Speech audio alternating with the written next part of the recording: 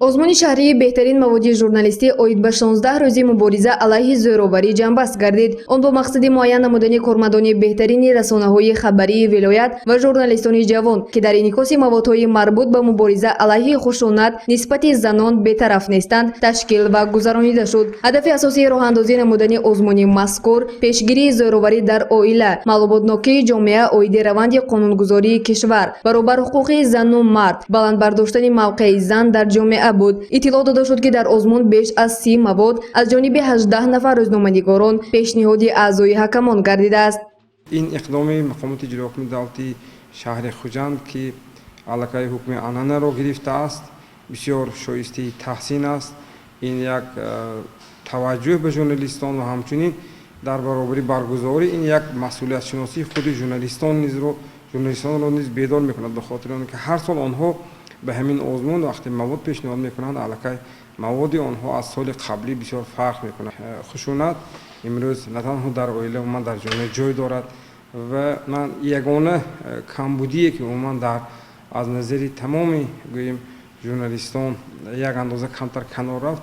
این بیشتر آنها توجه کردن تنها به خشونتی خانوادگی و دیگر نمودهای خشونت کمتر توجه شد و فکر میکنم اگر در فعالیت من بعدشان اگر دیگر پهلوهایی که خشونت رو اگر فرا میگرفتن بازم خوب میشد. برای چی من این مسئله گفتم؟ حتی میدونید از روی معلومات هایی که مثلا حتی خودی مرکز زنان گل رخسار باری برای من پیشنهاد کرده بود، گفته بودن که امروزها حالت های خشونتی اگر میگفتن که پیشتر خشونتی مرد نسبت به زن بیشتر بود، حالا الکی احساس میشد خشونتی زن نسبت به مرد نیست علاقه به قید گرفته شده. یعنی زنها نسبت به مرد خشونت، یعنی این گوییم توجه جامعه را فقط نسبت به حقوق زن از جمله به حقوق مرد ها نیست که در نگاه داشت هر دو در نگاه داشت عائله بسیار گوییم نقش مهم دارند و فکر میکنم آزمون بسیار گوییم بسیار سطحی بلند هم بود و فکر میکنم اشتراکچیان غالبان این آزمون واقعا از روی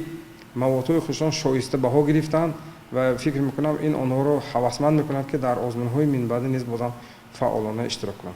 озмун дар доираи барномаи давлатӣ оид ба пешгирии зӯроварӣ дар оила дар ҷумҳурии Тоҷикистон барои солҳои 2014-2023 эълон гардид. Он бо ибтикори мақомоти иҷроии ҳокимияти давлатии шаҳри Хуҷанд, шӯъбаи кор бо занон ва оилаи шаҳри Хуҷанд ва дафтари матбуоти раиси шаҳр баргузор шуд. маводҳои журналистон аз рӯи 4 бахш беҳтарин мақола, гузориш, ролики тарғиботӣ ва акси беҳтарин баҳогузорӣ шуд ва ғолибон аз рӯи ҳар 4 бахш диплом ва тӯҳфаҳои хотиравӣ супорида шуд.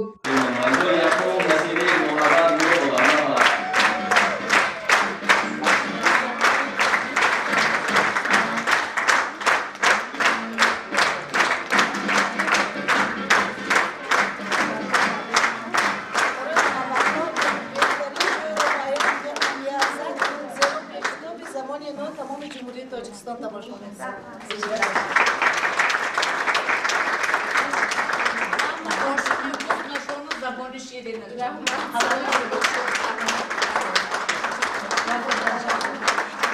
дар чорабинӣ барои иштирокчиёни озмун субъектони пешгирикунандаи зӯроварӣ дар оила аз ҷумла намояндагони ташкилотҳои ҷамъиятӣ, фаъолзанон ва намояндагони мақомоти иҷроии ҳокимияти давлатӣ вилояти шаҳри Хуҷанд ширкат доштанд. баробари ғолибони озмун ба роҳбарони ташкилотҳои ҷамъиятӣ низ баҳри иштироки фаъолона дар маъракаи иттилоотонии 16 рӯзи мубориза алайҳи зӯроварӣ нисбати занон сипосномаҳо тақдим гардид. гуфта шуд ки баробари соҳибистиқлолии мамлакат таваҷҷӯҳ баҳри баланд бардоштани мавқеи зан дар ҷомеа ба назар раст мебошад. дар ин самт якчанд санадҳои меъёриву ҳуқуқӣ низ қабул гардиданд.